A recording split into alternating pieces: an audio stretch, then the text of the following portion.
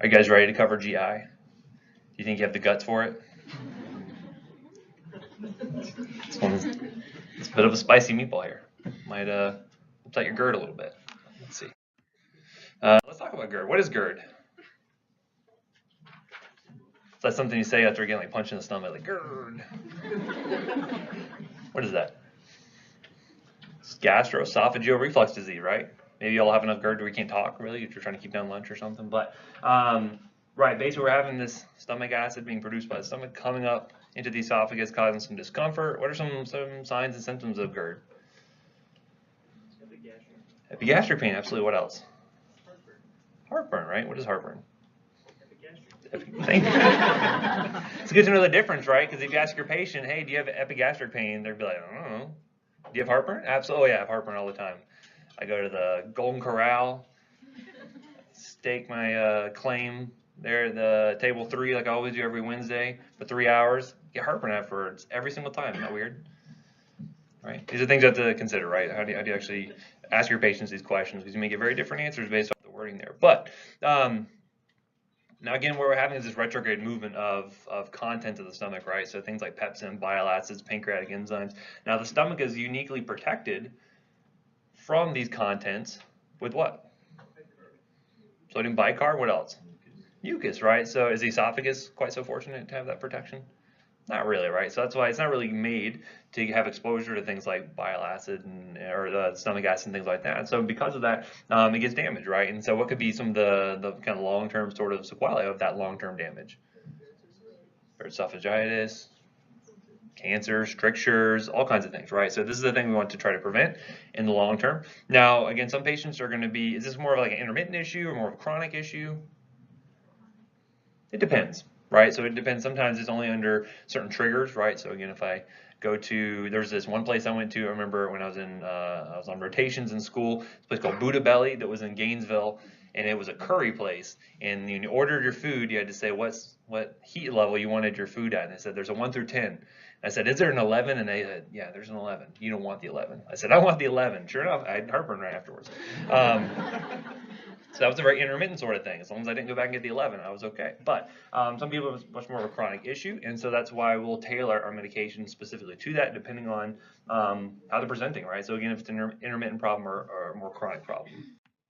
And so lots of factors with this. Sometimes there's anatomic issues. We see that quite often in kids, especially where the upper esophageal or lower esophageal sphincter is not really closing tightly enough to actually prevent that retrograde movement of fluids and things like that. Sometimes it can be medication related.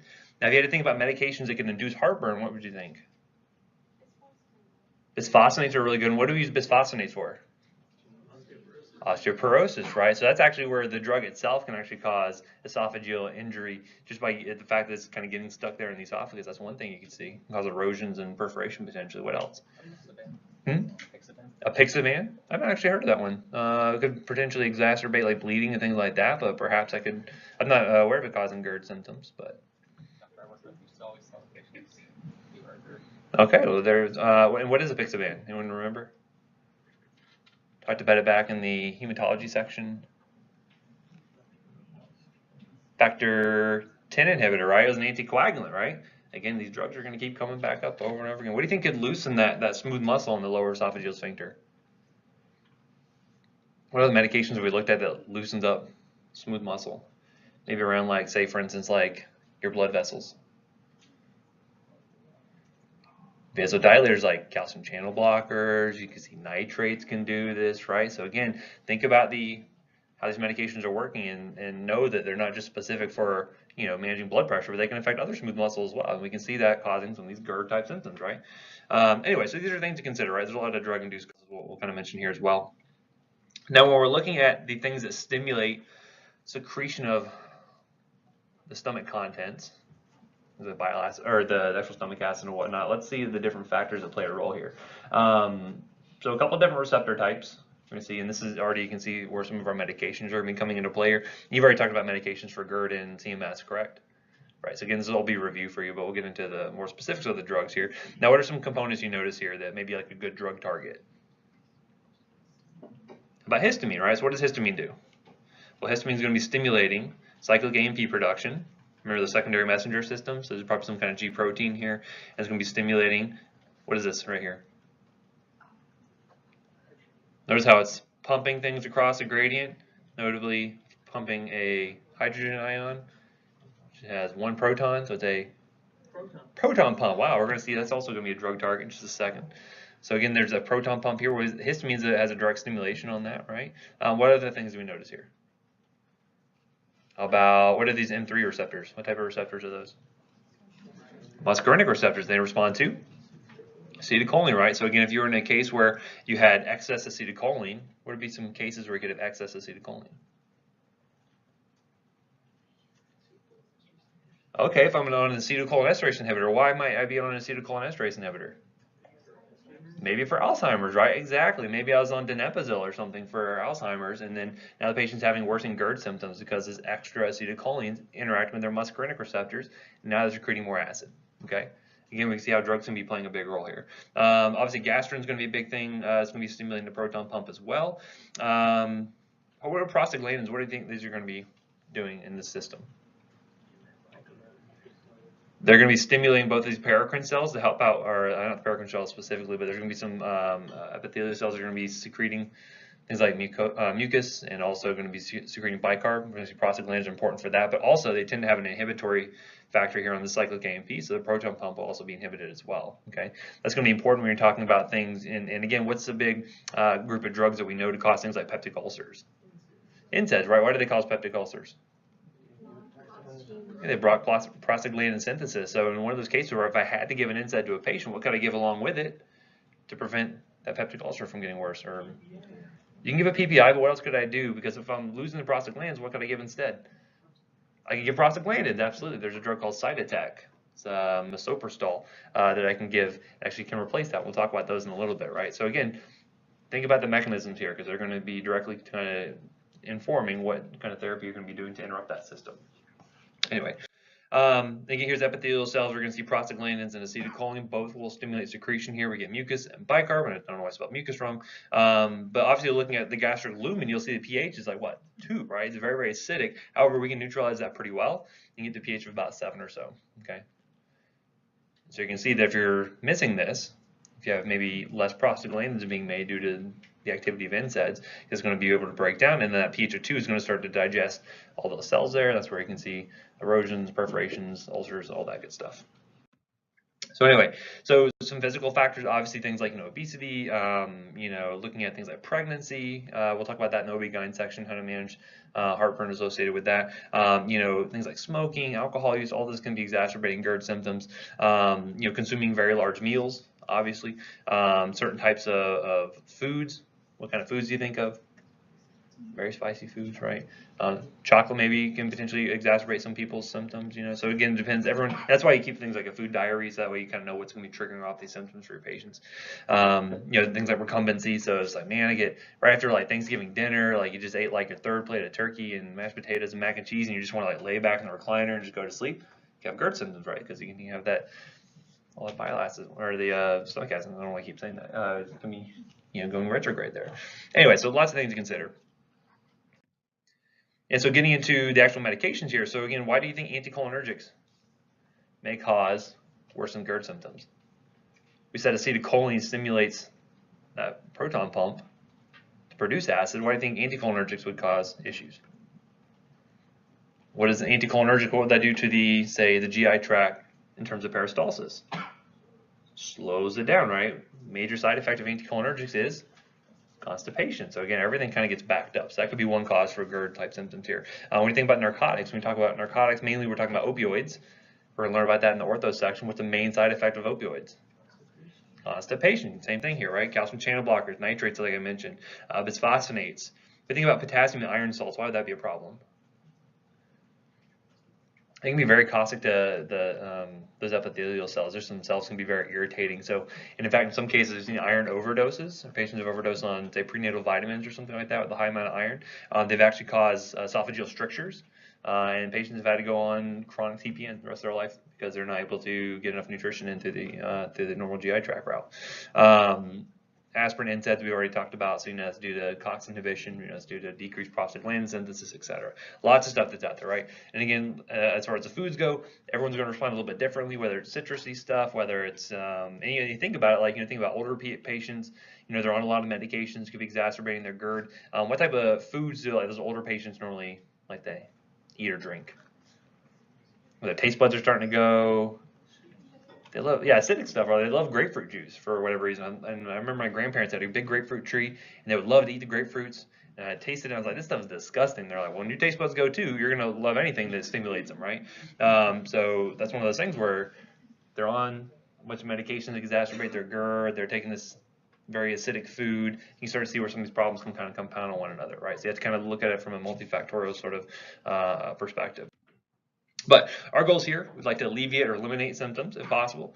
If we can decrease the number or duration of episodes, that would be beneficial. And then if there is any kind of injured mucosa, and we'll talk more specifically about peptic ulcer disease a little bit later, we'd like to be able to help out with that, and then obviously prevent any complications long term. So one thing we can try to do is say lifestyle modifications. So if you say, hey, every time you go to that Chinese buffet, you end up with GERD, perhaps don't get the 4th plate. Maybe just stick with 3. And they're like, no way, buddy, I'm not doing that. It's my life, I'll live it however I want, but I also want drugs for this. Okay, well, lifestyle modification may not always be the most, may not be compliant with those. We'll also look at the pharmacologic interventions. We're going to see which drugs may be better for certain patients. We'll look at cost as being a component of this as well. And then obviously there's some interventional therapies. We see this a lot in kids where they have certain anatomical issues that can be corrected with surgery, but I'm not really going to get into those too much here. So again, looking at things like elevating head to the bed can help with the recumbency issue, dietary changes, obviously avoiding smoking and alcohol is always going to be very beneficial there.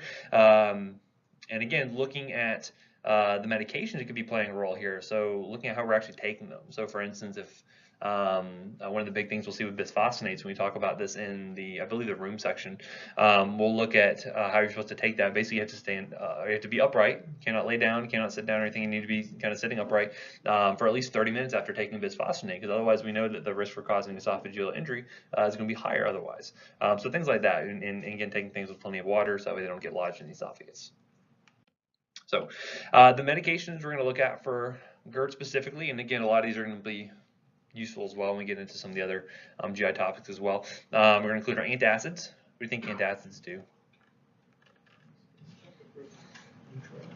Neutralize the acid there. What do you think uncle acids do? Not too much, right? So just antacids. So you guys a second. Looking at the H2 receptor antagonist. So that's going to help us decrease acid production by blocking histamine, and thus we're going to see that proton pump is going to be not working as we kind of decrease the activity there.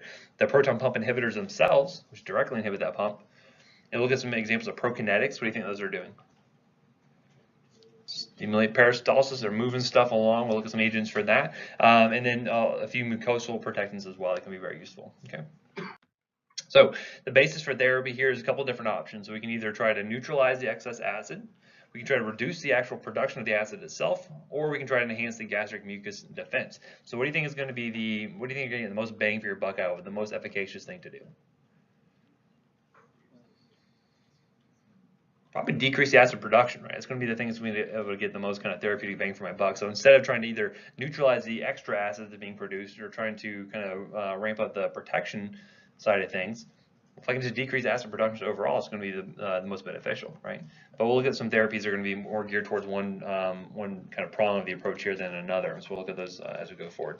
First one we're going to look at is going to be neutralizing the excess acids, where antacids are going to come into play here. And so you're going to find that the different options here, there's a couple different agents that are going to fall into this category. Some of them may have different neutralizing capacities. So how well they can neutralize that extra acid. They may have different things like insolubility, and also palatability is going to be a big deal with these. And when you think of antacids, what's kind of the one you always think of that comes to your head? Tums, right? So we're going to see, and what is Tums? Calcium carbonate, right? So it's a base, right? So calcium carbonate was, but anyone ever taken Tums before? What's kind of the consistency? What's kind of the taste like? Tastes like chalk, right? So again, it may not be super palatable to some patients that may not want to take it at all. So these are things you'll have to kind of think about when you're recommending these antacids. Now, are a lot of these available over the counter? What do you think? Yeah, almost all of these are available over the counter. We'll get some options that are not going to be as we move forward, though. And again, you can see what's happening here. So again, sodium bicarb, right? So NaHCO3, Not to, rub you guys back into organic chemistry, but again, it helps to kind of visualize some of the stuff. But you have sodium bicarb plus HCl. What is that going to produce when you combine them two together? Well, I get salt. I'm going to get H2O. I'm going to get CO2. So based off of that, what are some of the side effects you might expect to see from that? Belching. Why would I get belching? A bunch of CO2 is being produced there, right? So again, all that gas has to go somewhere. It's not going to go down, it's got to go up. And so you have belching related to that. Okay, that's one thing. What else could you expect to see through this extra sodium chloride being produced here? Hypertension can be worsened, right? So you can see that extra salt you're going to hold on to. You're also going to hold on to extra water. It can worsen your hypertension. It can be worse for patients with edematous conditions like CHF, right? These are things to think about. See the same thing happening in calcium carbonate. This is aluminum hydroxide. We'll see there's going to be some specific issues that come about with that one, but this may be less likely to cause a lot of gaseous issues because again there's not really any CO2 being produced here. One thing to consider. And we'll also look at mag hydroxide as well. Some of these are going to cause diarrhea. Some of these are going to cause constipation, and those are things you want to kind of look at when you're trying to recommend something for your patient. In some cases, we'll actually find we can combine two together to kind of try to balance each other out, as we'll see. So sodium bicarb, it's just baking soda, right? You can just buy that right from the grocery store. Same stuff. Very quick at neutralizing the acid. However, we did say that you're going to have that gas production. Could lead to burping, belching. Anyone know another good name for that? Eructation, right? Very fancy word just for burping. And then, as I mentioned, fluid retention, gas production. And then the other thing you have to think about is, well, what happens when the pH of the stomach starts to increase? What does the stomach want to do in response to that? Is it okay with just, my pH is 8, it's cool? No, once I get it back down, right? So you're going to see gastrin starting to be upregulated to try to produce more stomach acid. So it begs the question, well, how ultimately efficacious are these going to be in the long term?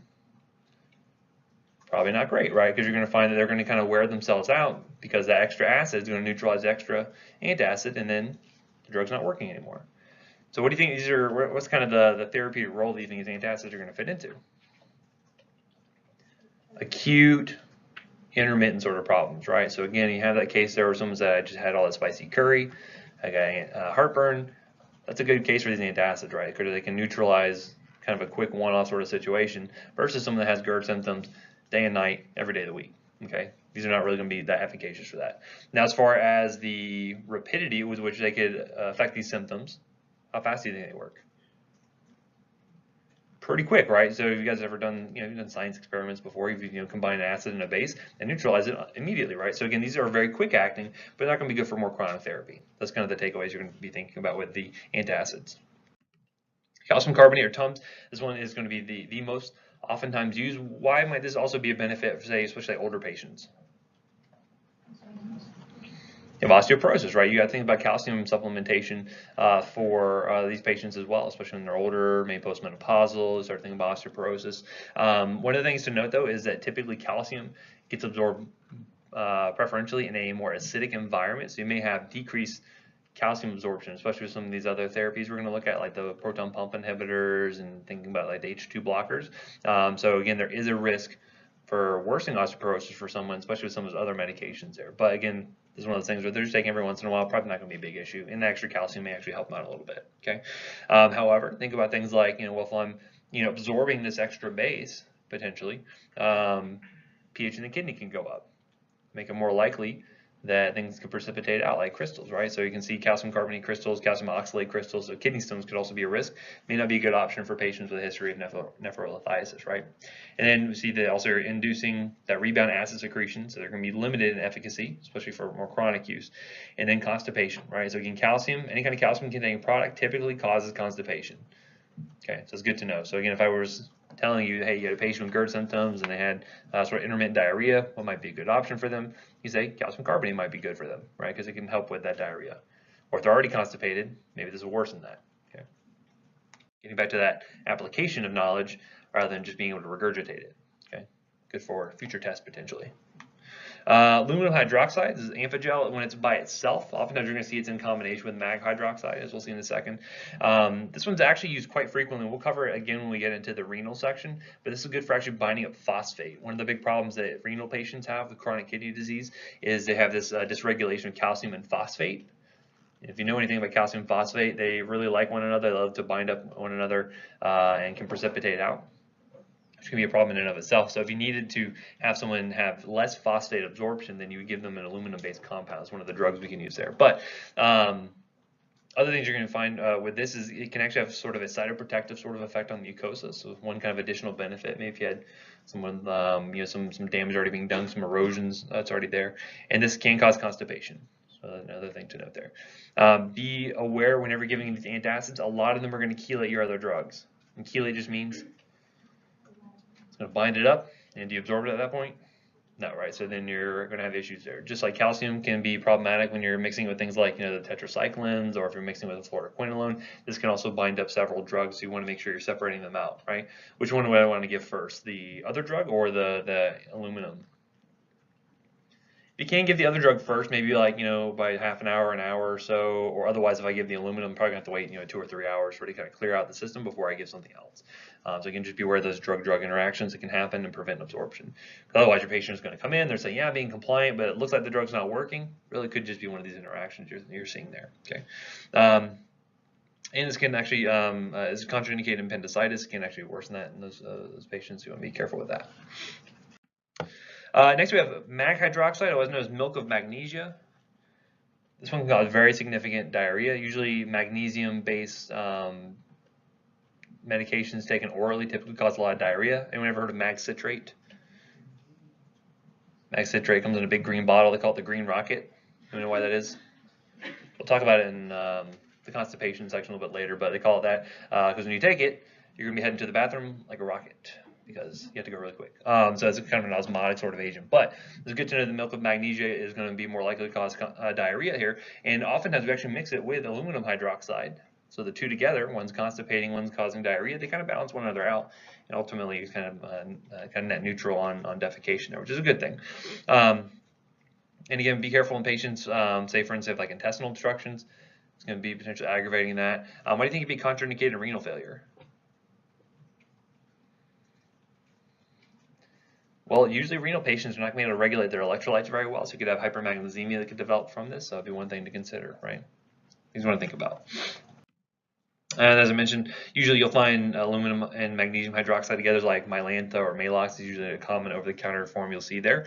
And again, used together, they kind of counteract each other's GI motility, which is kind of a nice benefit there. But I think the liquids tend to be a little bit better at neutralizing extra acid than the tablets are. A little bit faster onset, you don't have to wait for tablets to dissolve, but also the liquids can just kind of nicely coat the esophagus, coat the stomach, so they tend to have a little bit better ability to kind of go and just kind of get into all the nooks and crannies and really get in and interact with those tissues there, because again, they're not working systemically, they're working right there in the stomach and in the esophagus. So typically liquids may not be as palatable, depending on what the patient really prefers, but it tends to be a little bit more efficacious from that standpoint. Now, one thing to note is that a lot of these medications are over the counter, which means patients can get them without having to talk to you or any other kind of healthcare providers. So what are some inherent problems with that?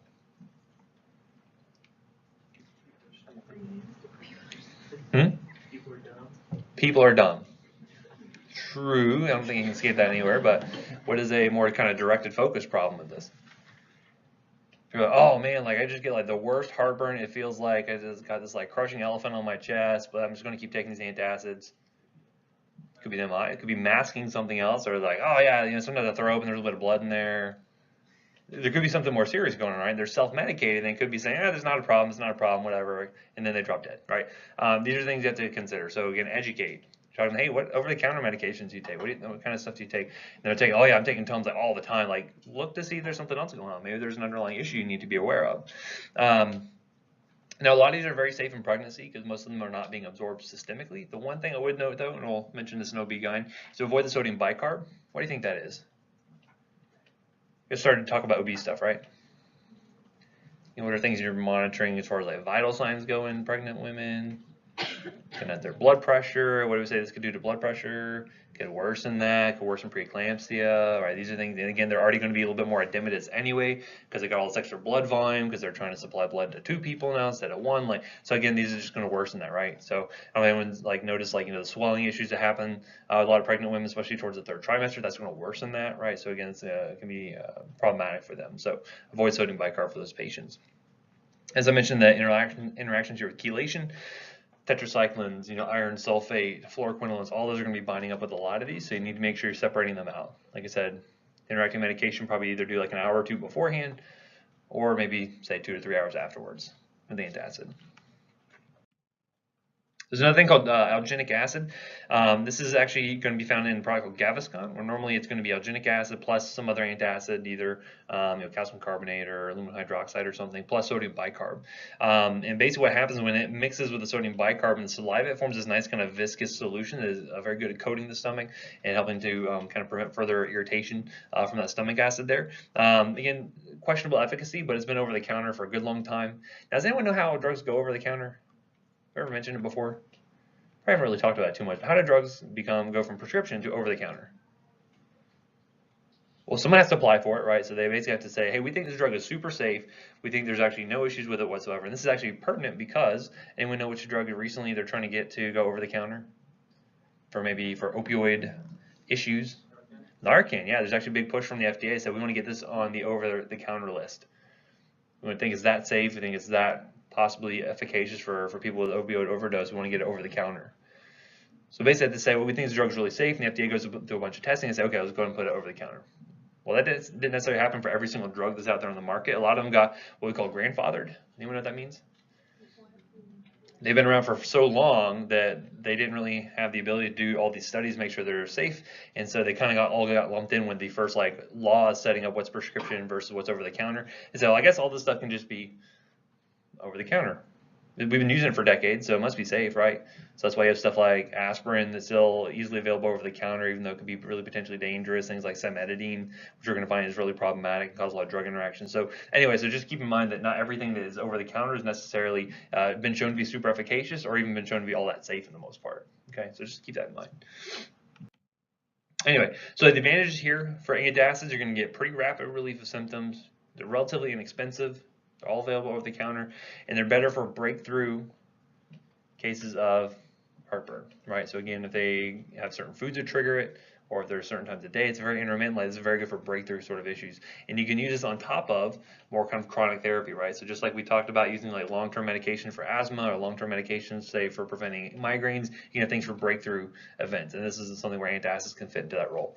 Disadvantages, though, not very effective for healing. So if you did have something like a peptic ulcer that had developed, this is not going to be sufficient to really suppress that acid production in order to allow for healing to occur. So it's not going to be used for that. Oftentimes they have to be taken multiple times throughout the day, which can be bad from a compliance standpoint. You mentioned the issues of constipation, diarrhea, and then the possibility for those drug interactions, right? So again, the chelation issues that run into with other drugs. Okay. So moving on from the neutralizing excess acid, let's look at how we can actually reduce the gastric acid secretion itself. So what are some ways do you think we can do that? So we can talk about stopping the proton pump. So we can either have a proton pump inhibitor. What else? H2 blocker. Anything else you can think of? Those are going to be the big ones, right? We may look at a few other options here as well. But basically, the first things we're going to look at are going to be our H2 receptor antagonists. Now, are these available over the counter, or are they prescription only? These are available over the counter, right? The oral options. Now, we do definitely have IV options that are available here as well. Now, do we use IV antacids? Why not? Because they're working in the stomach, right? So again, if you had a patient who's truly NPO, antacids are not going to be a good option for them, right? However, you could use something like an IV H2 blocker, and then we use that quite frequently. So you will see that being used. Those versions are definitely prescription only, but the oral counterparts you can definitely find without a prescription any pharmacy you go to, right? But anyway, what these are doing is blocking those H2 receptors. So again, blocking the activity right here. So they should be able to decrease that acid production. Now, when you decrease that acid production, what do you think is going to be kind of the feedback loop there? It's going to try to inhibit that. Well, histamine is not the only thing that's stimulating this. You may find that you have extra gastrin that gets produced to try to overcome that. You may find extra acetylcholine may be produced here to try to overcome that. So again, overall, in terms of efficacy, you're going to find that you get way more bang for your buck by actually going to the source here. As far as overall efficacy goes, you're going to find proton pumps are more efficacious. However, they were kind of later to the game. They're a newer class of meds compared to H2 blockers. And for a lot of cases, H2 blockers are sufficient, right? You're going to find they work for the majority of patients. However, if you need to step it up, that's where your PPIs are going to come into play. So we'll talk about those in a few minutes, okay? Anyway, so as you're blocking that kind of basal sort of acid secretion. When I say basal, what does that mean? Not like the stuff you put on your pizza. Just throughout the day, like constantly, right? Your basal amount of acid production there, nocturnal, and then also stimulate acid secretion, right? What are some things that stimulate acid secretion? Eating, right? Your food, things like that. So again, could be good as well for helping with those kind of mealtime bouts where you're having extra acid production, things like that, okay? And so basically what they're doing is reducing that volume and the hydrogen ion secretions, helping to reduce pepsin release. The overall pH is going to rise, less acid overall being produced. So basically, what's kind of interesting, if you are interested in this sort of thing, is they actually look a lot like histamine, but they have a really bulky side chain, so they're able to inhibit the receptor without actually interacting with it and stimulating it. And the 4 drugs that fall into this category include cimetidine, which is Tagamet, you have ranitidine, which is Zantac, you have famotidine, which is Pepcid, and then nizatidine or Axid. All these are available over the counter. The one I will tell you to never, ever recommend, does anyone know which one I'm going to say? Never recommend cimetidine. We'll talk about why that is in a second, but if you ever recommend it, I will disavow you as a student of mine. I'll say, I did not teach that person because I told them never, ever do it, right? So I say cimetidine, don't recommend it. We'll talk about why in a second. But all these other ones are very safe, very well used, may not be the most efficacious, but they tend to be a little bit cheaper than your PPIs. They usually get the job done. Again, generally when you're administering these orally, they get absorbed very well. Most of them do get secreted by the renal tubules, so even though they're relatively safe, mostly devoid of adverse effects, you're going to find you do want to adjust for based off renal function. I see a lot of people don't think about this, especially when there's ICU patients. And one of the things you're going to find is that we talked about NSAIDs being one of those things that decrease prostaglandin secretions. What are some other drugs maybe that can decrease prostaglandin secretions that could affect the stomach? Because NSAIDs are anti-inflammatories that work by decreasing prostaglandin synthesis. And if you think back to that arachidonic acid pathway, what's something that works even higher than the NSAIDs? Your steroids, your corticosteroids, right? Your dexamethasones, your prednisolones, your prednisones, your methylprednisolones. All those are going to be anti-inflammatory as well, remember? Hopefully you guys remember because we're going to talk about it a lot when we get back into the room section, right? But again, they're also based off going down the pathway to decreasing prostaglandin synthesis. So this is another big issue you can run into. Patients who are on chronic corticosteroids, they tend to have decreased production of that gastric mucosal barrier, tend to have worsened risk for things like peptic ulcer disease, etc., right? But other things you think about, when usually are patients kind of in a really like hyper steroid sort of condition? Like what are some like disease states that like you're really just like really stressed out and you have a lot of secretion of corticosteroids? PA school is a very good option. What else? Rheumatology, yep. So they could be kind of stressed out, but maybe actually even extra corticosteroids on top of that. But think about just like critical illness in general. Right? So you imagine a ICU patient who's going in for, say, for instance, they develop a healthcare-acquired pneumonia from the nursing home. They come in. One of the things you have to worry about is stress-related ulcers that can happen here, right? So basically, their body's secreting so many corticosteroids that they actually decrease that gastric acid barrier essentially, and they can induce stress ulcers. Okay, just like you guys may be inducing stress ulcers from PA school on top of all the caffeine you're drinking, along with that acidic coffee you're drinking it with, that exacerbate those peptic ulcers you're all developing and nursing right now, right? But that's one of the things we have to consider. So when you look at ICU patients, a lot of times they tend to be on either like an H2 blocker or a PPI. You may be like, well, do they have a history of GERD or something? No, we're actually using this as gastroprotection. We're trying to prevent an ulcer from forming by giving them this protective sort of drugs here. And we're going to see some issues where a lot of critical illness can result in renal dysfunction. And so oftentimes patients or providers are not necessarily readjusting their meds based off of that. And so I have to go through, and that's one of the pharmacist roles as well, is like look at the med list, see what needs to be adjusted. And that's a very common one I see. So when you see someone on like IV Zantac in the ICU, double check their renal function, make sure they're actually on the right dose there, because you can see some side effects from this. Anywho, looking at the side effect profile, again, these are very rare to occur If anything, you may see some CNS effects, maybe some thrombocytopenia, very rare. This stuff is like water for the most part. I really don't see a lot of people have side effects from these. Very well tolerated. Okay, just know these are some things that could happen. They tend to be successful in the majority of patients. About 60% should receive some benefit from these, and they tend to be more efficacious than your antacids and alginic acid, right? And again, most of the time you're going to be selecting your agent based off the cost of the drug. You can be selecting based off the pharmacokinetics. So again, how often you have to have to give it, is it 3 times a day, twice a day, once daily, things like that. However, they do tend to be more expensive than the antacids. Okay, again, it's better for more kind of chronic sort of GERD symptoms. You can use this around the time of if you have more intermittent symptoms, but the thing about it is you have to think about the timing. So for instance, if I go to that Golden Corral and post up for 3 hours there, and coming out I'm just like, oh, so much food, got all this heartburn going on, is that the time to take an H2 blocker? Why not?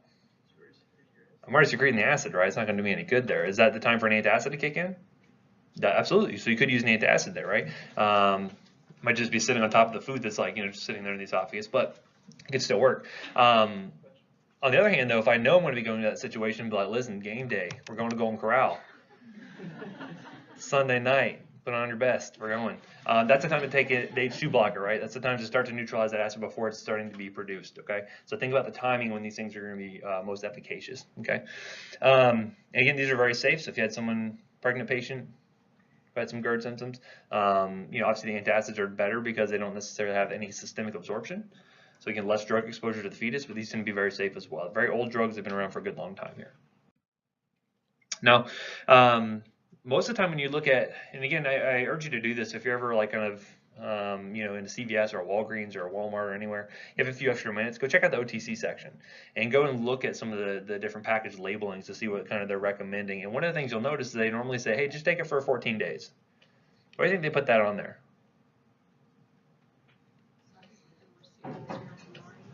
Okay, yeah, that's absolutely right. So in case something more serious is going on, if you're still having symptoms past that 14 days, you probably need to get checked out. You probably need to see if something else is going on. Maybe you are nursing one of those ulcers. Maybe you do have something else going on where you need to get checked out. And so they put that on there as a precautionary measure for themselves, really. So that way you don't have someone who's taking these every single day for years, and then all of a sudden they have, esophageal cancer because they weren't actually getting managed, right? However, can people take this every single day for the rest of their life and not have any issues? 100%. But most of the time you're going to see OTC labeling is usually has some kind of caveat there to say, hey, don't take it for more than 14 days. Go see your provider, right? And then the big thing to note here, cimetidine. This is why we don't recommend it, or I tell you not to recommend it to anyone, is because it's a very potent CYP3A4 inhibitor.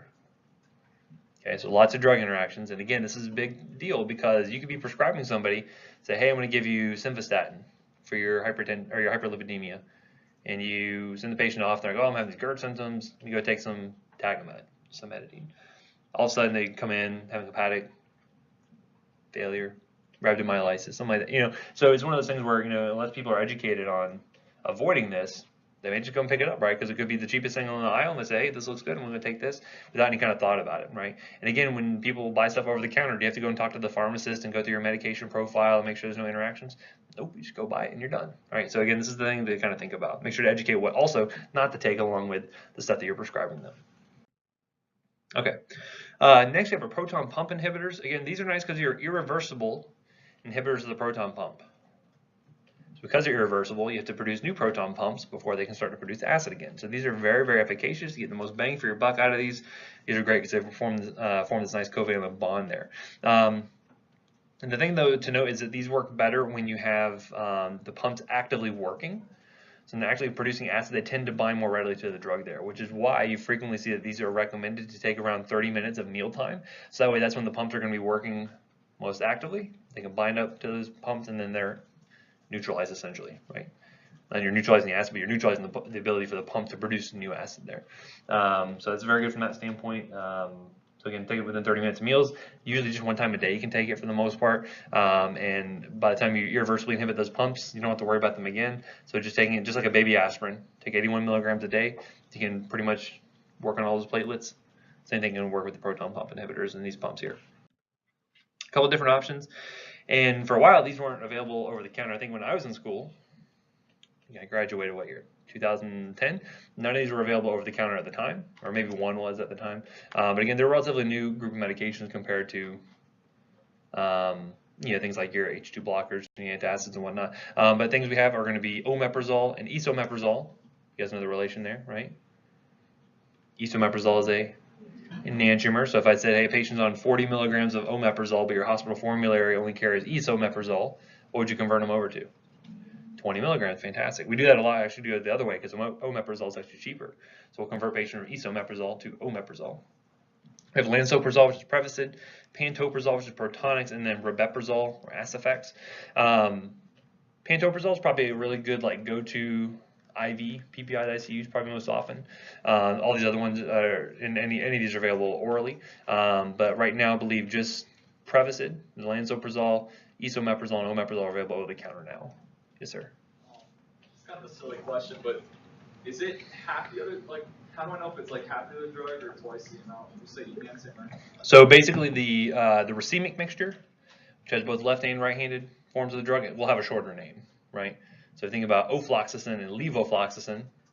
The levofloxacin obviously is the left-handed form, right? The omeprazole and esomeprazole, there you go, right? So usually the longer name is going to be the enantiomer there. Just like citalopram and S-citalopram, you have to have something on there to denote it's the enantiomer, and so that's how you know the difference there. So the right hand is always half the left? Well, it's because if you look at the racemic mixture, it's 50-50, right? So 50% left-handed, 50% right-handed. And so when I separate that out, 50% of the drug is the left-handed form, 50% is right-handed form. So if I have 40 milligrams of omeprazole, and I separate it into esomeprazole, and that's going to be just 20 milligrams. Make sense? We can talk about it after class as well, right? Because again, it's one of those concepts a lot of people have a hard time kind of connecting in their heads. But again, it's a very common formulary, conversion you'll have to do out there when you're thinking about it. Because again, you may get a call from the pharmacist being like, "Hey, we don't have this drug on hand. You wrote an order for it. We don't have it. Here's what we do have. What dose of the drug you want to do?" Right?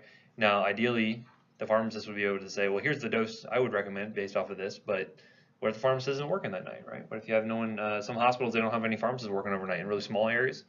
You may be the only person there who has an in-depth knowledge of the relationship between racemic mixtures and their enantiomers. You got to be that person, right? Hopefully you're that person.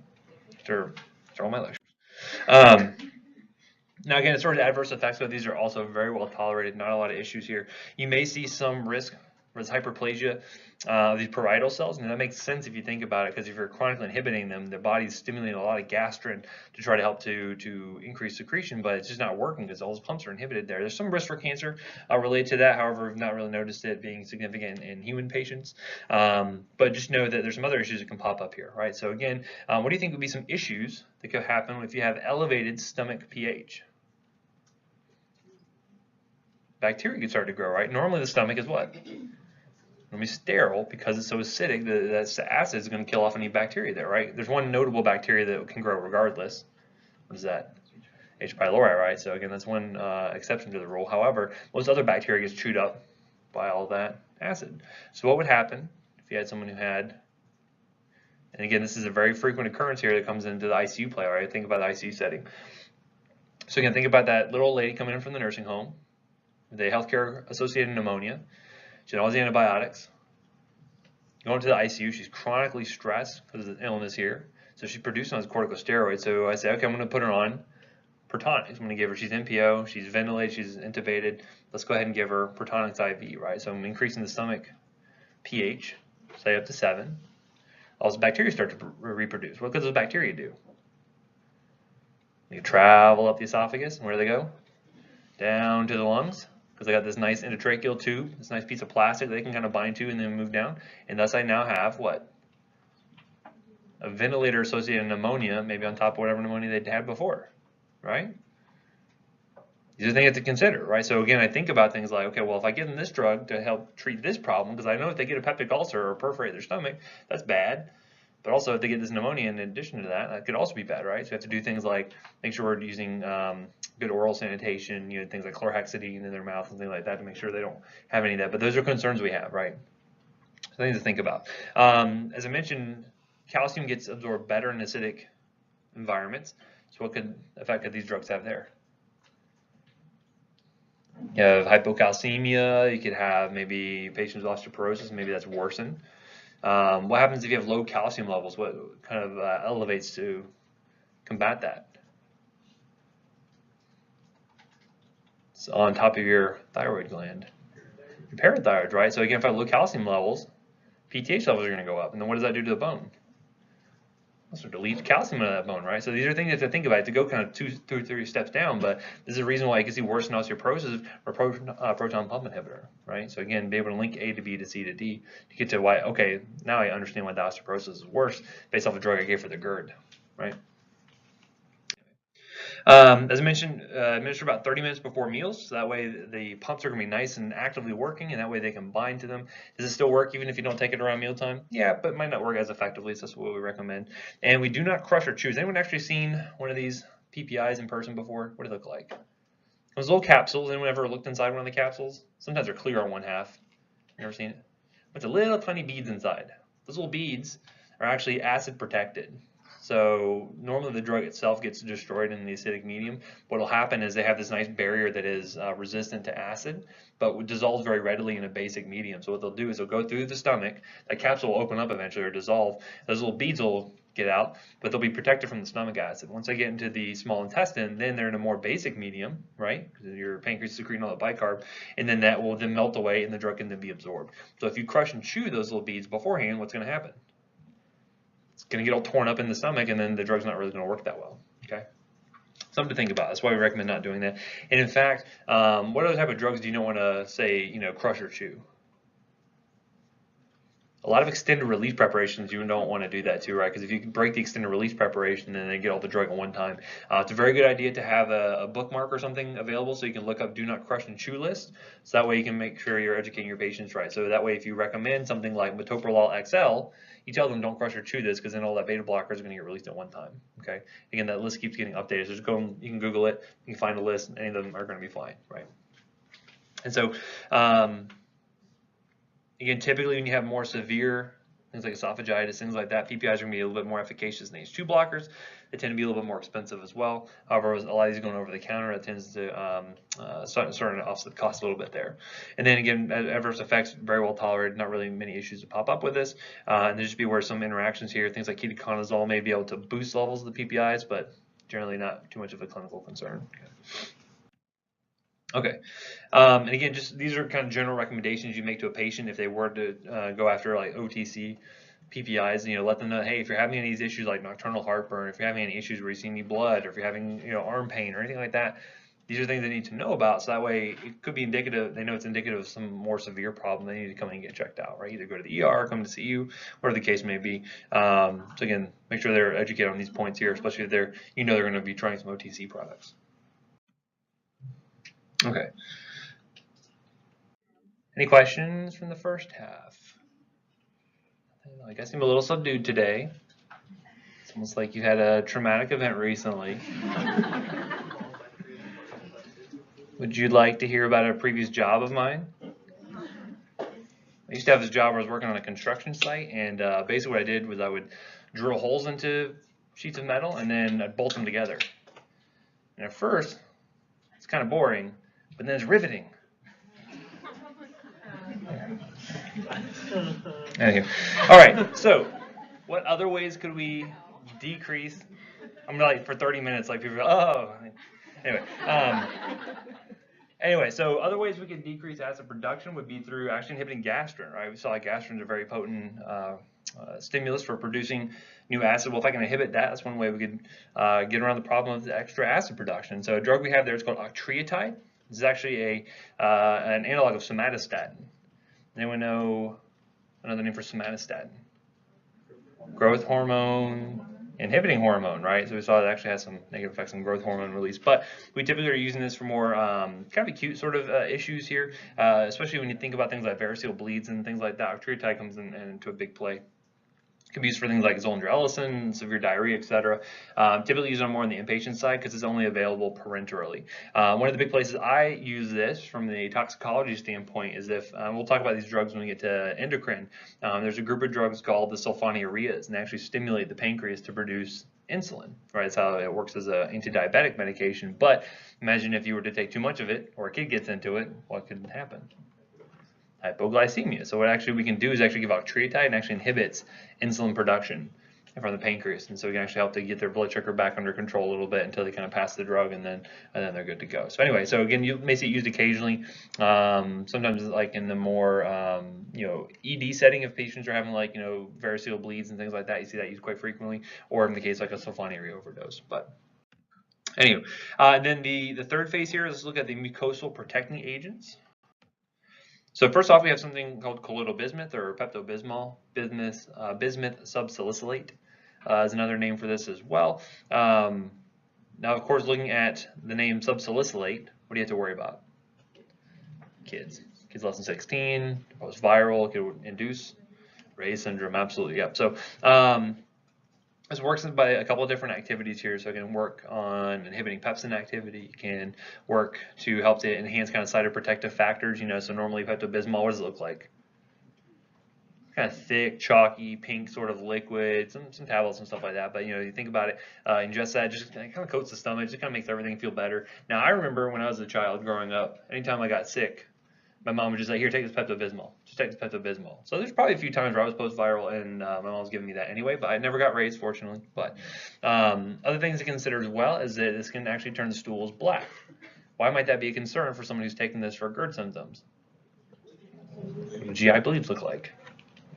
Black, tarry stools, right? So again, let them know that, hey, this can have kind of a darkening effect on your stools, but it's not the same as that black, tenacious, tarry kind of stool you see with a true upper GI bleed. What's another name for that? Melena, right? So again, it's my second daughter's middle name. My wife fought it for a while, but she eventually acquiesced. Anyway, I'm just kidding. It's not that. Anywho, so just be aware of that. The other thing as well, it's kind of interesting is, what kind of things, if you think about like an X-ray, which is, people presenting to the ER for abdominal pain. It's usually a frequent thing you're going to order, get a KUB on them. What sort of things show up on an X-ray? Bones show up on an X-ray. What do you call that?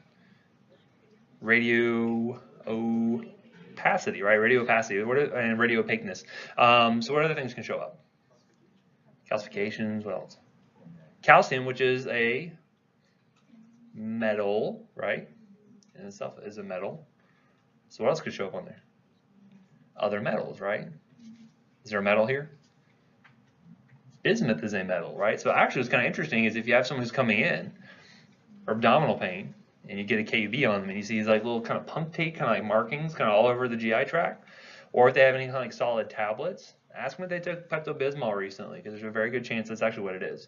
And again, it's one of those things where you can take sort of a kind of weird incidental sort of finding, and if you can describe it to something very obvious very quickly, it kind of helps to not lead you down that rabbit hole. Be like, well, what are all these other differentials I have to start thinking about? Is it heavy metal exposure? But it was just a bismuth, right? So again, things to kind of consider there. A couple good case reports. You can see some pictures of what that actually looks like. If you Google Pepto-Bismol or bismuth X-rays, you can find some pictures out there. Anyway, another drug you may see used occasionally is called carafate or sucralfate. Basically, this is going to be an aluminum salt, and when it combines with acid, it forms this very thick sort of paste here. So we use this a lot of times to just kind of help coat the stomach and kind of help prevent the acid from interacting with those epithelial tissues there and try to prevent any damage from being done. Really, if you're going to be recommending it just mostly for just kind of very mild cases of GERD, or if you're maybe combining it with something else. You could use this in addition to like an H2 blocker or PPI, that's totally fine. Typically, it either comes as like a liquid, or it does come in like big chalky tablets that patients may be taking occasionally. And usually take it before meals, because again, that's when your acid secretion is going to start to kind of ramp up when you're actually doing the eating itself. Okay, other things, so misoprostol or Cytotec, this is actually a PGE1 analog. PGE is just prostaglandin, right? So we mentioned this is good for patients who have things like NSAID-induced peptic ulcers, maybe corticosteroid-induced peptic ulcers, because it helps to replace the prostaglandins that they're not producing anymore. What else could this do potentially? Say to someone, what else do like? I guess I don't know if we covered it in OB yet. What do prostaglandins normally do to like a pregnant woman? It can cause an abortion, actually. Sometimes we'll actually use prostaglandins to help induce labor, though, for like a full-term baby. So if you ever hear like Cervidil, we'll talk about OB-GYN a little bit later on, but you can actually use this to help ripen up the cervix and try to get ready for the baby to pass. But this can actually be used as an abortifacient. That's another term for something that can induce abortions there. So this would actually be absolutely contraindicated during pregnancy because, again, if you had a pregnant woman who frequently has heartburn symptoms, this is not going to be a good drug for them, right? Not good at all. However, other patients who are not pregnant, or they're taking contraception, or if they're not, eligible to become pregnant, totally fine. This drug would be great for them. It's actually kind of interesting.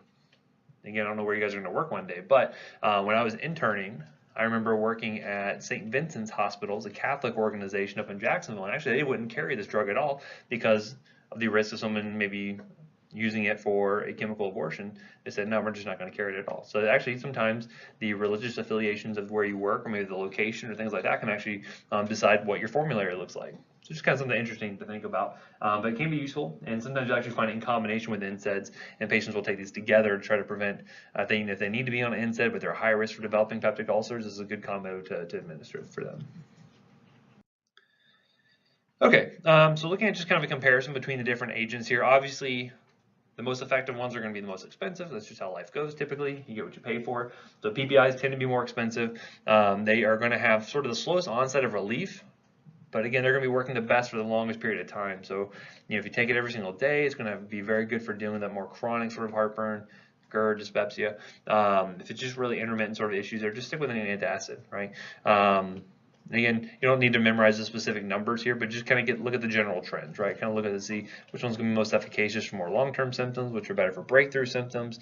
If I was using combinations, is there, what kind of combinations would you think would make sense from this standpoint? By these two drugs together, does it make sense to use a PPI and an H2 blocker together? Not really. The PPI is kind of dealing with it right at the end of the tail there, right at the end of where the acid production actually occurs. So generally, you won't find H2 blockers and PPIs together. There's some rare cases where that happens. I've seen a few inpatients who are having very hypersecretory sort of disorders where they use the two together, but it's very rare you'd see that. However, could I use an antacid plus an H2 blocker? 100%. Could I use Carafate plus a PPI? Absolutely, right? They have synergistic mechanisms here. Even though PPIs and H2 blockers have different mechanisms, they're still working on the same pathway essentially, and so the PPIs are just going to be much more potent. So you would never really want to combine those two unless you had a very good reason to, or you're working for GI and you happen to have good indication to do so. Right? Anyway, and again, looking at the actual treatment, you're going to go through phases, right? You need to figure out kind of what their symptomatology is like, how often it's occurring, what are the triggers, things like that, deciding how to treat based off of that. Oftentimes, patients may go through, just like we were talking about, like autoimmune conditions like MS, where they go through kind of more latent phases and they have exacerbations. Same thing can happen here, and the goal is to get on as few medications as possible, if you can, and maybe only needing intermittent antacids every once in a while. Some patients won't be able to get down to that. They may need to be on chronic PPI therapy or H2 blocker therapy lifelong. Just depends on the patient.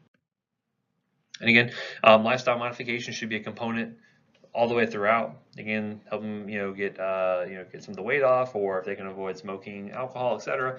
Those are all going to be really good things to help deal with. You may not need quite as many meds as the case may be. And obviously, they're refractory basically to everything. They're on PPI, high-dose PPIs, they're on lifestyle modifications, they're on Carafate, all those other things, nothing's working. That's when you start needing to look at interventional sort of therapies, right? So we're getting surgery involved. And then typically a lot of patients, they'll feel better, the GERD symptoms are gone, and then what do? I feel better, I don't have to take these drugs anymore. Just like antibiotics. I finished my antibiotic course, I feel better, I don't have to take them anymore, right? Same thing happens here. Not so much. A lot of patients do end up relapsing. That's okay. You just started back on what they were working for them before. They're responding really well to PPIs. You can start them right back on that. It's no problem there. Typically, though, if they are manifesting more moderate severe disease, it may be good to jump to the PPIs. If it's more mild, H2 blockers are better for that sort of situation. All right, so any questions on that? Yes, ma'am.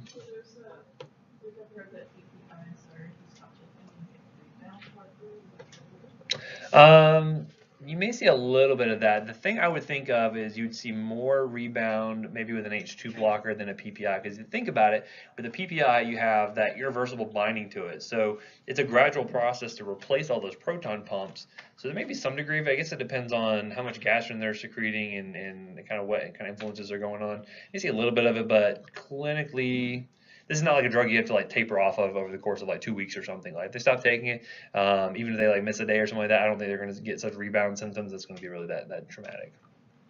Yes, sir. For the PPIs, it said to take them 30 minutes before the meal. Mm-hmm. It also said in the chart it takes 2-3 hours for them to work. So why the discrepancy there, right?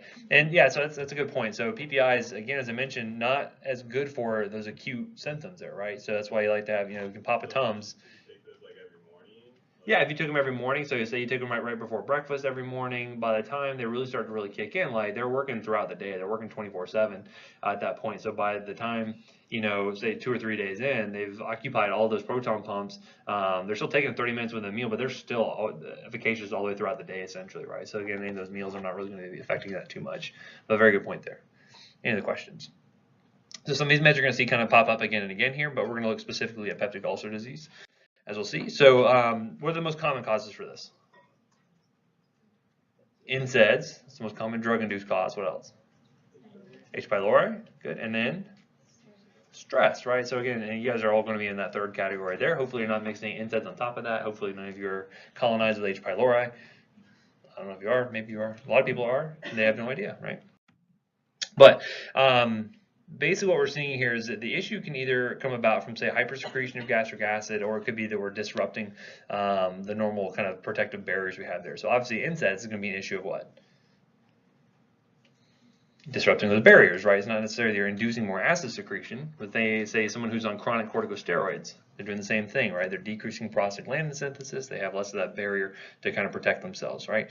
And so say, for instance, if you have more of a hypersecretion sort of issue there, that's where you see more like duodenal ulcers that can develop, versus if it was a normal secretion of acids, but maybe you're disrupting that barrier, that's when you end up getting more kind of gastric ulcers there. Now, for the most part, you're going to see that they present a little differently. I'm not going to get so much into the delineations between duodenal versus gastric, because again, the management is going to be relatively the same for both, right? So more of it's going to depend on the etiology. So for instance, if you have H. pylori, how am I going to manage that? With antibiotics, right? Antibiotics and proton pump inhibitors, etc. Versus if it's NSAIDs, what am I going to do for that? Get them off the NSAIDs, right? So again, it's always going to be the kind of the most obvious choice for that one. And so what we're going to find is that the prostaglandins are obviously very important. We've already covered that kind of ad nauseum. We'll talk about antiemetics later on. And then we'll find that the protection there can also be disrupted by the H. pylori, right? So again, itself, in order to get it kind of living in that sort of acidic environment, is disrupting that normal protection, and it can kind of allow for the erosion to occur there of the epithelia. Now again, can you have someone who has H. pylori plus NSAID-induced ulcers? Yeah, good, potentially, right? So again, it's good to look at the obvious things to be like, well, obviously you're taking ibuprofen around 800 milligrams around the clock. Let's stop that first, see if that fixes the issue, and if they're still having problems, then check them for H. pylori. So, and again, NSAIDs typically are one of the big causes for the more gastrointestinal ulcers. Gastric ulcers more so than anything else. Obviously, things like smoking, stress, genetic predisposition can also put them at risk as well. So, as I mentioned, that the treatment ultimately depends on the etiology. So here we're going to find that what the cause of the ulcer is going to be, how we're going to be managing that, whether it's H. pylori or NSAIDs. That's mainly what I'm going to be focusing on here. And then also looking at things like complications and whatnot, being able to manage those. Now, typically what we're going to be doing for most of these ulcers is, obviously if it's NSAID induced, first step is stop the NSAID if you can, right? So again, let's have another compelling indication. We'll look at some other ways to get around that. And then we need to work on decreasing acid production. What is that going to do for me? It's going to get that barrier time to heal, right? So by decreasing acid production, it's going to decrease, the erosion that's occurring there. Is going to be allowing for that epithelium to start to kind of recuperate itself, kind of get those protections back in place, allow it to heal. Okay, and so what you're going to find is that typically, which ones do you think are going to be better for healing, insofar as like maybe reducing the time it takes, or just more potent overall in helping the healing? PPIs or H2 blockers, antacids? PPIs, you're going to find that typically shorter treatment durations are required for PPIs because they're much more potent at decreasing acid production, right? Just like we already talked about a few minutes ago. Typically, the gastric ulcers tend to be more large and more difficult to treat than a duodenal because, again, that's where all the acid is. So that kind of makes a little bit of sense there. And then in a lot of cases, people who have H. pylori, unless you treat it effectively, we'll look at some different regimens there, whether you use a 3-drug or a 4-drug regimen, they tend to have relapse there if you don't really eradicate the H. pylori. Just like any other infection, if you don't truly get rid of it, it's going to come right back. So other things we can look at: eliminate or reduce the physiological stress, psychological stress, right? So again, if it's because you're in PA school, just wait it out. You're going to get there, right? So again, although I got a demotivational calendar from my desk recently, and some of them are like really just awful sort of things. I don't really like them too much, but there's a good one that said, hey, the worst is behind you. It's also in front of you and to the side of you. But eventually you're going to get out of school, and you're going to, actually when you go on rotations, you're not going to know what to do with yourself. You're like, oh wow, I can have like a social life again. I can, like, you know, talk to people non-PA related. This is great. Anyway, so if you can reduce that stress, that's always going to be good, right? If you can avoid trigger foods, right? Things that are going to be exacerbating your symptoms. That's also going to be recommended. Eating smaller, more frequent meals can be useful as well. As we mentioned, avoid NSAIDs. Okay. Now, if you had someone who needed to be on NSAID, what could we do to get around that? So you mentioned a COX-2 inhibitor. Anyone know any examples of that?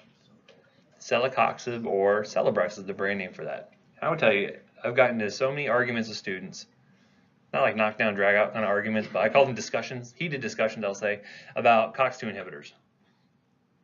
So we'll talk about that a little bit more in depth later on. But don't get so hung up on the COX-2 inhibitors. For most of the stuff, don't sweat it, right? Just listen to us. You'll be fine. Not everything's gonna be black and white, but we'll talk about COX-2 inhibitors in a few minutes here. But other things, you know, looking at the alcohol, smoking cessation, obviously as recommended, could be very difficult depending on your patient. So looking at the treatment, we've already gone over most of these already, so that's perfect, right? Well, the newest thing we're going to talk about here is the drugs used to eliminate H. pylori, and guess what? We've already looked at those as well, right? We've already seen some of these antibiotics come up. Have you guys talked about the antibiotics used for H. pylori? What do we use?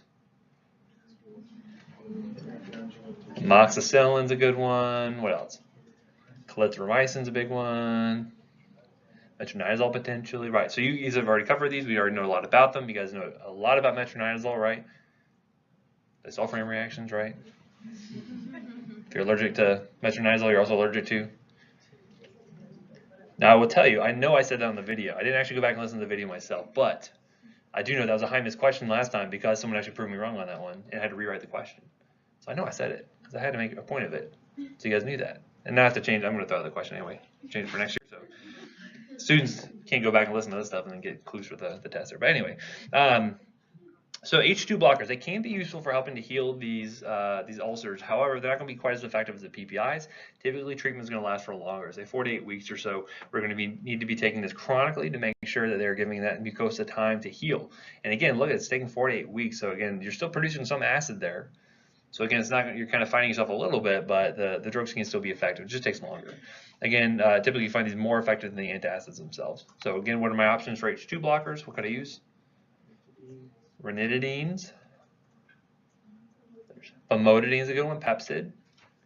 Actually, we've been on shortage of IV ranitidine for so long. We now have to resort to using IV famotidine all the time. So I'm very used to using that. You'll go through phases in your career where you'll be like, oh yeah, we can't get this drug for years on end. Now you have to use this drug all the time, and you'll switch back, and things will go out of vogue and in vogue, etc. What else? Not cimetidine. I wouldn't recommend that one. There's also nizatidine was the other one, or Axid. Good. And again, all of them are going to be equally efficacious. Again, the only big issue, cimetidine, it can be a good drug. However, remember the 3A4 inhibition. That's really going to be the big thing to get you in trouble. Okay. Anyway, so its place in therapy tends to be much cheaper than PPI. So again, looking at things like insurance coverage, what can they get a hold of, tends to be where you're going to find the H2 blockers come into play here. If cost is an issue, then they go H2 blockers over PPIs in a lot of cases. Also, depending on what's going on in your patient, they come in with an acute perforation. We have IV options that are available. That can be a good option for them additionally. Now, proton pump inhibitors, you're going to see they get very good symptomatic relief, and also you find them healing about 2 to 4 weeks. So again, what do you think a patient's more likely to be compliant on? Something they have to be on for 4 to 8 weeks or 2 to 4 weeks? Probably 2 to 4 weeks, right? So that's why we like PPI. So again, maybe offset the cost a little bit because you're not having to treat it for as long. And again, all of them are going to be equally efficacious. What are my options for proton pump inhibitors? Omeprazole, esomeprazole, rabeprazole, pantoprazole, right? So again, some of these are nice because you can kind of look at the name and kind of get a feel for what drug category it fits into, unlike some of the other ones we've been looking at in the past lecture, right? Anyway, antacids only for as needed symptoms, right? So for breakthrough symptoms, so they're on a PPI, about 2 to 4 weeks, but if you're having effects maybe after breakfast or after lunch or something, they can have antacids there. Not going to be good for kind of the chronic throughout the day use. Have to take it too frequently. It's just not going to be as effective there. Because again, when you give an antacid, what does your stomach want to do to counteract it? Make more acid, right, to combat the antacid you gave them. So things to consider there. And remember, the drug interactions are going to be numerous with that. So for H. pylori, has anyone read up on the story or seen any videos on the story of H. pylori? The doctor actually got a Nobel Prize from his experiments with H. pylori. Anyone seen this stuff? It's super cool. I'd recommend looking it up in your free time, whenever you get some of that. But this guy, basically, he's an Australian physician, and he had this idea that these ulcers, in a lot of cases, were caused by a bacteria. And everyone's like, you're ridiculous. That's no way that's true. And so he said, I will show you that it's true. So what he did was he drank a bunch of H. pylori, gave himself an ulcer, and then gave himself antibiotics, and then it went away. And people were like, oh, well, maybe there's actually something to this. So by self-experimenting, he was able to get a few people to buy into it, and they would do more research, and eventually found that, yeah, this actually was a huge, huge issue.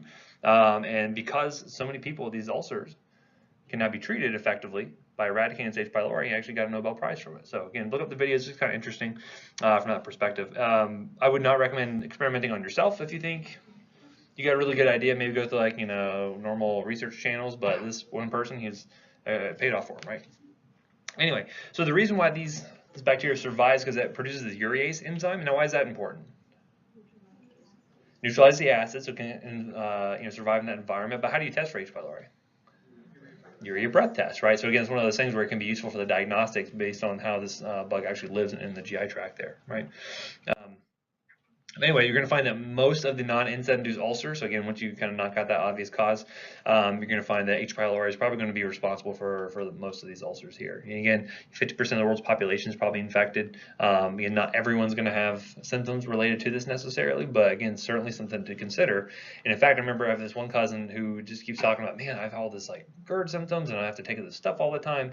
And I asked, I was like, well, they looked at all the obvious stuff. Did they check you for H. pylori? He's like, no. I said, well, next time you go in, have them check for it, right? Because chances are you could have it, So it's one of those things you never want to kind of discount unless you have some definitive testing there to show you can.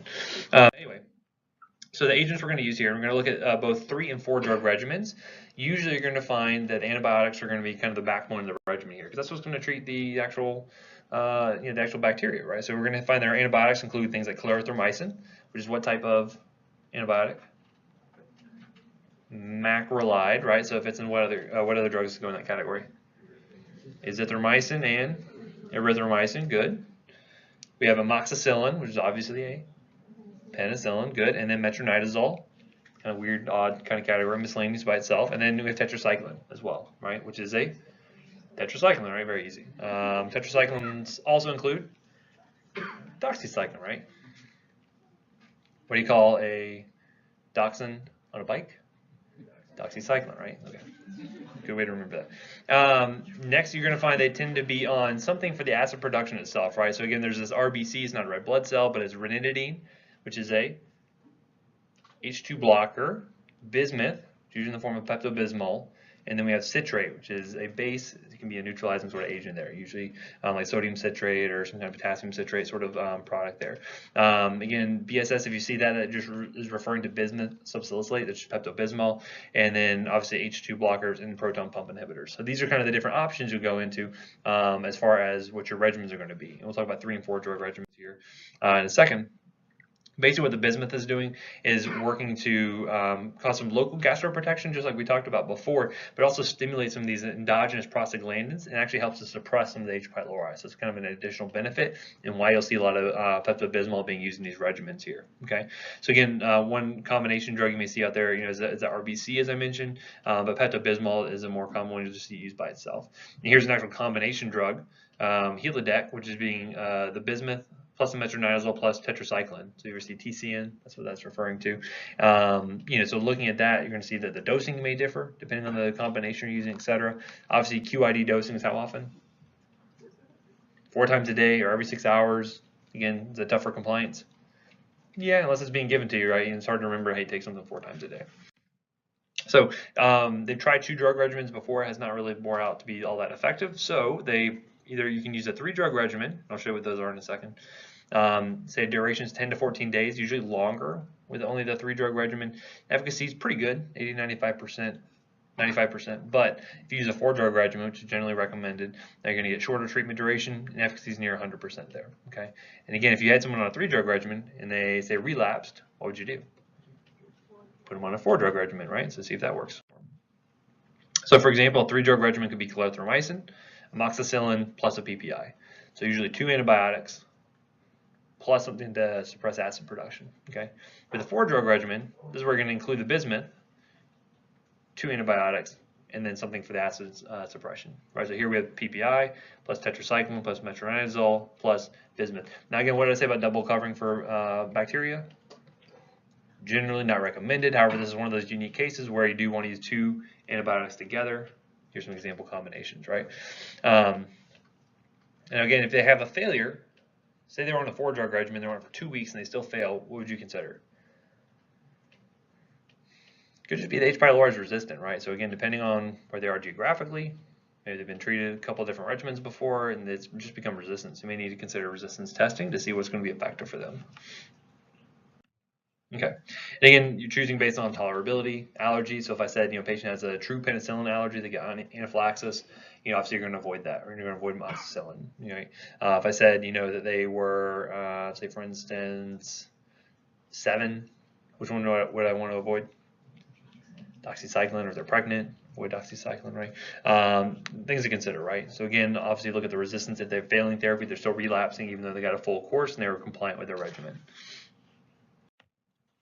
Okay.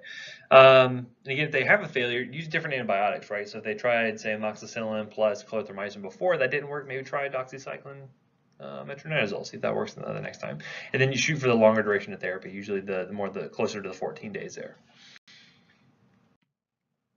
Now, as I mentioned, NSAIDs are probably the #1 drug-induced ulcer that you can have there. And here's some of the risk factors that go with that. So again, advanced age, put them at risk. If they're using concurrent corticosteroids, this is 10 milligrams of prednisone or something equivalent a day, and who might be on NSAIDs and corticosteroids daily? It's chronically inflamed all the time. Autoimmune diseases, right? So again, if they have maybe lupus, or maybe if they have rheumatoid arthritis, or maybe something else, right? Maybe they have any other number of autoimmune conditions. Those are the patients you typically find on corticosteroids every single day chronically, right? They're more at risk for this, especially if they have NSAIDs on top of that. And again, what did I say about corticosteroids as far as duration? Like, what's preferred? Shortest as possible, right? Get them off as soon as you can. However, that may not be the case for some of these more kind of chronic autoimmune conditions. So, something to consider there. They're using multiple NSAIDs, high-dose NSAIDs. Obviously, that's to put them at risk there. And then also concurrent use of anticoagulants. Why do you think that could be a problem?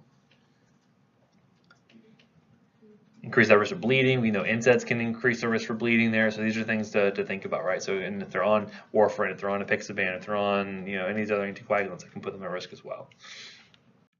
So, and again, the reason why they get this is because they are inhibiting COX, but which one are they inhibiting specifically? 1 or 2? Which one is induced in cases of inflammation? 2. 2 is the inducible form. 1 is the, what was the fancy word we used? Constitutive, right? So it's always there. It's always being expressed. So it always needs to be there to help protect the stomach. So when I inhibit that with a non-selective NSAID, as we're going to find that you're decreasing COX-1, decreasing prostaglandin synthesis, thus you have the protective barriers being broken down, thus you can have the erosion and the ulcers form. Okay. And again, see the presentation will differ a little bit, but again, the easiest way to identify an NSAID-induced ulcer is to ask, do you take any NSAIDs? And they say, I don't know what those are. You say, do you take ibuprofen? Do you take naproxen? Do you take... Can't be the only two, you know. What else? Meloxicam? Do you take piroxicam? Do you take aspirin? Do you take... Again, baby aspirin is probably not going to be the biggest risk here, right? But if you take full dose aspirin, right? Toradol, there's actually oral forms of Toradol you can take as well. These are things you have to ask them, right? Because they may not, you may say NSAID, they may not jump to their mind that, oh yeah, I take an NSAID, I take that meloxicam for my gout, may not make that connection there. So you got to make it for them, right? So those are all the things to consider. So obviously, stop the NSAID if possible. If not, consider changing them to a COX-2 inhibitor, or acetaminophen may be actually a really good option too, right? So again, if it's not really related to inflammation necessarily, Tylenol could be a better option there. Now we said COX-2 inhibitors is, what's the main one we use? Celebrex or celecoxib. Does that mean that it's completely and only selective for COX-2? No. What happened when we did that? We had a drug called rofecoxib or Vioxx. Got pulled from the market because it was killing people. It was causing stroke. It was causing heart attack. The reason for that is because COX-2 also does what? Anyone know? It's responsible for angiogenesis. It's a component of that, right? So again, this is not talking about like big fat vessel, coronary vessels. It's talking about kind of the micro vessels, right? And you can imagine if you had someone who is at risk for cardiac ischemia, if you're inhibiting the production of these vessels there, you could lead to worsened ischemia and lead to MI, right? So what they found was if you only block COX-2, you can induce heart attacks, stroke in these individuals, right? So because of that, they pulled it off the market. Again, back in the day, they used to see commercials all the time. If you at home on summer break watching your Jerry Springer, because there's nothing else on TV at the time, and then you see these commercials. Have you been prescribed Vioxx? You could get all this money from blah, blah, blah, right? So you see all these kind of lawsuit commercials. But no one else ever did that. Everyone was out playing outside and having fun. I was the only one watching. Anyway, but what you're going to find is that that was no good. So we don't use completely selective COX-2 inhibitors. Instead, now we have something that is relatively selective for COX-2, but not completely selective. Okay. So again, if you had to think about it, it's on a spectrum here, right? Where you have something that's only COX-1 inhibiting, only COX-2 inhibiting. This is a little bit closer to the COX-2 inhibiting side of things. Okay. So that means that if I had a patient who's having a painful condition and come in and say, oh, I need something for this pain, and had a history of gastrointestinal ulcers, what would you prescribe them? What could you prescribe them? You could say Celebrex, right? Now, if I had a patient coming in and they said, oh, I had an MI a year ago, but I don't have any GI history, but I got this pain, what would I rather use? Now, Celebrex has not been shown to be linked to this increased cardiovascular death, but would I rather hedge my bets on that really being the case? Or would I say just use something non-selective? You could use something non-selective, right? So I could use an ibuprofen, I could use a Toradol, I could use something like that. Other NSAIDs you might think of as being a little bit more selective for COX-2, like meloxicam. That's another good option as well for someone who had like history of GI ulcers. Ultimately, if you had someone who had cardiac history and GI history, what would you tell them? Give some Tylenol. Go. Try that. See how it works. You may not want to use NSAIDs altogether, right? You may want to use some other option there. So again, there's a lot of shades of gray. However, just remember if they have a high-risk GI history, COX-2 inhibitors are going to be a little bit better for them. If they have a high cardiac history risk, I may shy away from that and just go with more of the non-selective bunch, right?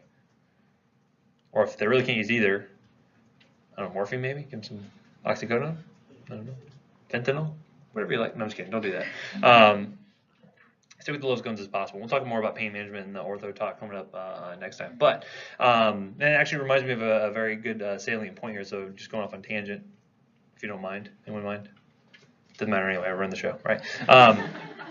I saw some, I was working yesterday at the hospital, and I was processing some post-anesthesia orders. So the anesthesiologist was writing orders for the patient when they came out of surgery and they're going over to the floor. And they'd written for morphine, I believe, like morphine 2.5 milligrams, or the 1.5 milligrams every 2 hours as needed for severe pain. And so at our hospital, what we set up is that we have our pain delineations based on the 10-point pain scale. You guys are familiar with the 10-point pain scale. Pain of 1 is what? Like I stubbed my toe. Pain of 10 is sawing your arm off with a rusty spoon, like something like that, right? So, but we say for mild pain, that's considered a 1 to 3. For moderate pain, we consider it a 4 to 7, and then for severe pain, we consider that 8 to 10. So when the doc writes in for severe pain, we know that if the nurse goes in and says, "What's your pain scale?" and you say, "I'm an 8," they're going to give you that morphine. Okay. So anyways, I get this normal order, right? Didn't really think much of it. I said I'm going to go look through the medications, patient's profile, just to make sure there's no other duplicate medications, right? Because again, it's possible that maybe the anesthesiologist didn't look. We see that all the time. So I went through the profile and I see there's an order for the patient from the night before. So they came into the ER. Someone wrote pain meds orders for them. For whatever reason, didn't fall off the chart, and so now there's a duplicate. That order said morphine 2.5 milligrams every 2 hours as needed for pain, and it said in parentheses 1 through 10. What do you think is the problem with that kind of order? So if I go in and I ask the patient, "Hey, what's your pain right now?" and they go, "Oh my gosh, it's a 10. This hurts so bad." Okay, I give you some morphine. Great. If I come in later on and they're like, "What's your pain?" and say, "I bumped my toe earlier. It's a 1." Guess what they're getting? They're getting morphine. Does that make sense? No, right? But you got to be thinking about that. You got to be thinking what your indications are, because, and you can reasonably assume, okay, well, most nurses would never do that. They would never be so silly as to give someone who has a pain scale 1 out of 10, 2.5 milligrams of morphine to a child, no less, right? Adolescent. However, can you be rest assured that's always going to be the case? I assume incompetence until proven otherwise, right? Because I don't know who's going to be that nurse that takes over, right? I don't know if it's going to be someone who just got out of school. And again, we'd like to tell you, the day you walk out of here, you're going to be the most competent practitioner in the entire world. Is that going to be the case? Nope. I've been practicing nigh on 10 years, and I still don't know what I'm doing half the time, right? It's okay. But I also know when to look stuff up. I know when to ask questions. I know when to know when I don't know something, right? But you can't always assume that, right? So it's one of those things where I had to go through and call the doc and say, "Hey, you got this other order here. You want me to DC that one, right?" And they're like, "Yeah, go ahead and DC that." So I DC'd it. And now the patient only has the one order. But these are things you have to consider. And guess who wrote that order for that 1 to 10 pain scale the night before? It was a PA. So think about it. They were not one of my PAs. I didn't teach them. I was like, "Ooh, thank goodness." But it's something you want to consider, right? Anywho, back off the tangent. I don't know what we're talking about, but H. pylori, remember, if they have H. pylori plus an NSAID, obviously get them off the NSAID first, right? It's going to be the biggest thing you can shoot for, and then you can worry about that. And again, obviously what's going to be more effective as far as like healing after an NSAID-induced ulcer, PPIs, H2 blockers, just PPIs, right? It's always going to be the most potent ones you got in your armamentarium there, right? Okay, and then as far as preventative therapy, again, if they have to be on an NSAID, try to use something that's a little bit more COX-2 selective. But think about those high-risk patients. If they're on corticosteroids, if they're on concurrent anticoagulants, those are going to be high-risk patients there. Maybe consider prophylactically before they've ever developed an ulcer, go with the COX-2 inhibitor if they're not at risk. However, what kind of patients are usually on anticoagulants? They've probably got a cardiac history, right? They've got AFib or they've had an MI or something like that, right? So again, think about that. They see someone who's on warfarin. There's probably a good reason on warfarin. They don't just take it for their health, right? Take it because they have a compelling indication. So you have to dig in there and see what the reason for that is.